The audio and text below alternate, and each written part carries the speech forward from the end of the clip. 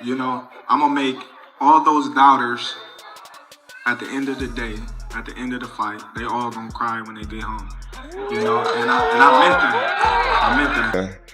However they rate me, it doesn't matter. At the end of the day, we got to fight, and I'm going to win the fight. As simple as that. I think I said this before people killed me. I said that this reminds me, and it could be like Pacquiao when he fought De La Hoya. So at the end of the day, looking forward off of the last fight with Canelo, I like Crawford every bit as much as I did before. Terence Crawford has never been the type to shy away from a challenge. And ahead of his mega clash with Canelo Alvarez, he's issued a chilling warning that has the boxing world buzzing. Famous for his ruthless accuracy and unshakable belief, Crawford delivered a final message to Canelo, making it clear he's not entering the ring for headlines. He's stepping in to dismantle the Mexican superstar's legacy. If you like this, please subscribe Punch Vista and click the bell icon for more latest and interesting videos. Listen, however they rate me, it doesn't matter. At the end of the day, we got to fight, and I'm going to win the fight. As simple as that. Can I ask you about if there's any rematch clause with this fight with Canelo? No, it's not. Is that something you push for? No, I didn't. And there's any weight restrictions to the fight at all? No, it's not. A lot of fighters would like to put on a weight restriction to this type of fight. Why didn't you want to do that? Because I want him at his best. I don't want no excuses. I don't want no, reasons why, he didn't feel good or anything.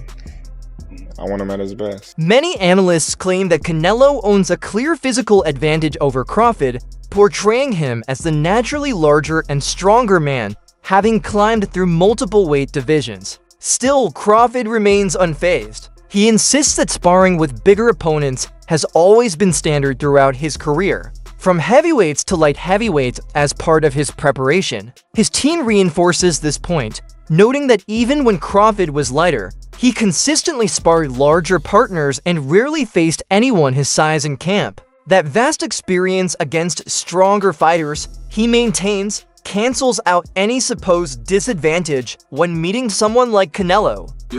I'm going to make all those doubters at the end of the day, at the end of the fight, they all going to cry when they get home. And I meant that. Everybody's talking about the size and, me being a smaller fighter, but if you look on the stage, I've been sparring these big dudes my whole career.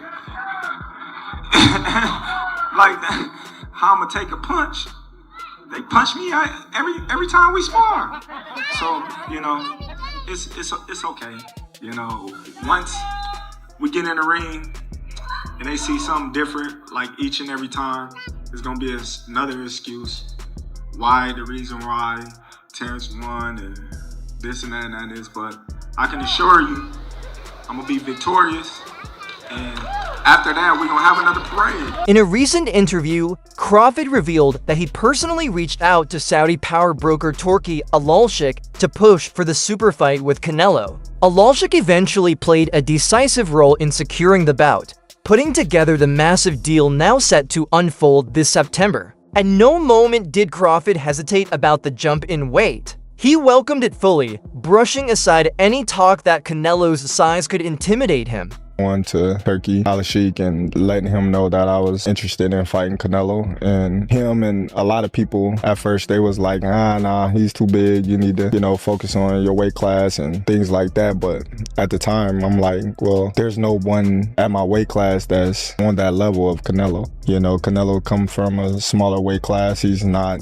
a massive fighter, 6 foot tall. He's thick, but he's not giant. Picking Canelo was a thing that we looked deeply into. Crawford repeatedly stresses that he never underestimates opponents, regardless of their resume or fame. He explains that every fight requires total commitment, and he refuses to be reckless inside the ring. The same razor focus applies here. This mindset will carry him into the battle with Canelo Alvarez. Nothing in his training changes as he treats each matchup like the biggest fight of his career. Crawford maintains sharp discipline, preparing with unmatched precision, conditioning, and strategic focus. The trademarks of one of the sport's most complete technicians. Today, when you look at Spence, that was my biggest challenge. When you look at Postal, that was my biggest challenge. When you look at Majmov, that was one of my big challenges because I was moving up in weight and, given the circumstances that, his background, amateur background and things like that, Gamboa was my biggest. They all big challenges in their own right. Have you put on a lot of weight or muscle? Like, how is it in that department? Because I know a lot of people have said, like, hey, you're fighting a big guy, 168, who's used to fighting guys that are bigger than him. It might be smart to put on a little bit more, like, mass. It comes natural with working out. Yeah. Like I said before, the only thing about this camp different than any other camp is I don't gotta cut muscle. I don't gotta, watch what I do in strength condition. I can, go fully all out, and just do what I need to do to get stronger. To you, how much is the skull fight performance kind of like a thing you're keeping an eye on? Well, that's not a fight that I really, look into because, Canelo is a great fighter, and one bad performance don't define a fighter. Given the circumstances of his previous fights, and we looking forward to Canelo being the best Canelo that he can be. Skull might not have made him get to that point where he felt any danger or any significance where he had to go to that deeper level in training or take the fight as serious as he's taking this fight. So, I don't know what was up with that fight. Yeah, some said that, and let me know just your perspective on this. Some have said that you have to fight like Skull in order to win the fight. Like, do you feel that you have to fight that way to beat Canelo, or you're like, nah, like I could beat him in the mid-distance? Just fight my fight, you know what I mean? A lot of people, they have their opinions. They have, what's going to happen. Still, Canelo's reputation as a brutal counterpuncher makes him an ever-present danger. Even when appearing slowed, his explosive power forces rivals to hesitate and stay cautious. His body shots and efficiency keep most fighters defensive instead of attacking. Against that conservative style, Terence Crawford thrives with elite footwork, stance changes, and masterful timing. He methodically dismantles hesitant opponents with patient traps and explosive combinations. As coach Brian McIntyre notes, a fully conditioned Crawford will flourish late as Canelo's energy fades. Will Crawford's sharper tools allow him to outthink the naturally bigger veteran champion, or will Canelo's power and pedigree ultimately prove too much? Share your opinions below.